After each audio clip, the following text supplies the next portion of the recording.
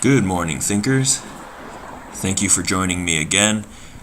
Today we're going to talk a little bit about gaining your first students and how to market to students. A lot of people have asked me, many people have asked me how I got my first students and how I started. And after reflecting on it for a while, I saw a common theme that I'm going to share with you today. It is leverage, and I'll explain a little bit more. But the way I was able to start and get my first students was that I put myself in an advantageous position and created leverage. And then I got opportunities from that, and I made the most of those opportunities and snowballed from there. So, how to create leverage. When I first started, not knowing at the time, I helped a friend and I helped him with his English study group. The guy, he owned a cafe. In the cafe, he had a private room in the back, and he wanted to organize an English study, partly because of his own curiosity, and partly I think he was trying to experiment, starting his own business of some kind.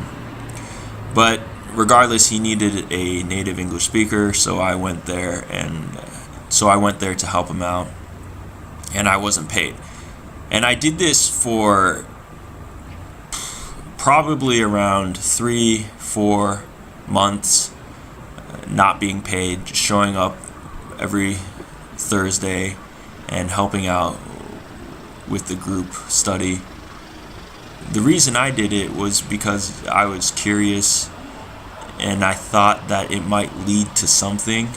I didn't realize that I was creating leverage. I just thought it might lead to something, so I did it, and I was making money elsewhere, not teaching. I was editing and writing at the time, so I was curious about English education. And so that's what drew me there. And then I continued. And finally, the group members, they asked me if they could study with me independently. And I gained a couple students that way. And then after the 4 months or so, the entire class became mine. The members who were only paying a little bit to use the space began paying a tuition fee to me, and that was never really my intention, but that's how it happened. I had given so much of my time to them that they felt like they needed to repay me somehow, and that's how I put myself in that advantageous position. If you are a teacher already, and if the situation allows you to, you can create leverage through the relationships that you have already. And it's very important to build relationships with the community, with the audience that you hope to teach. And that is another way to gain students.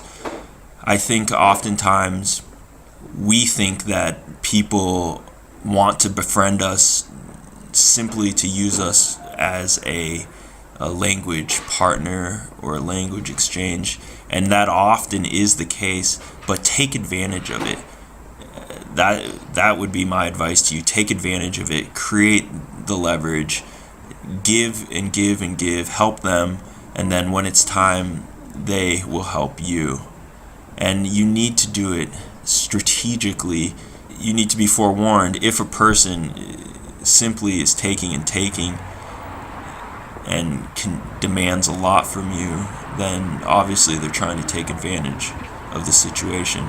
But if you, and I think most people have the decency, if you do befriend someone and if you do give them your time and help them, I think they're often willing to help you in return. At least that's been my experience. And for those who are currently teaching now and have students, you can build leverage in those relationships as well by helping with homework, helping with their children's homework, editing an email, editing a resume. I did all those things, and I was happy to help them because I truly wanted to help them. Eventually, I became kind of their guy, their English teacher, and they really felt that way because I gave my time and effort, and I was able to really establish my business on those principles.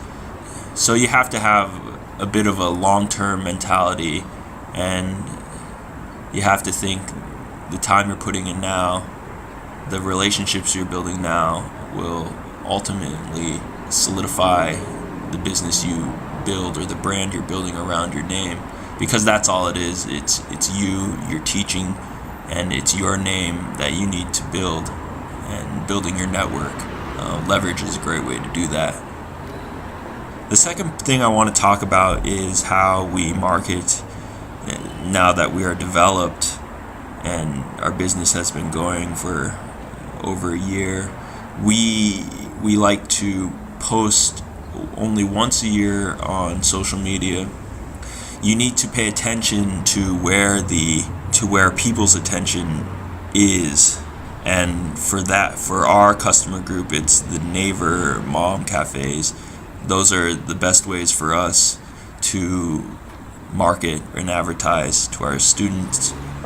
But we only post once a year, and the way we post, we don't directly say, I have an English study room, come join us.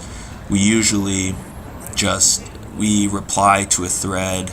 If someone needs help, we reply to the thread and we help them. We try to help them. We try to give them an answer, and we don't mention the business at all.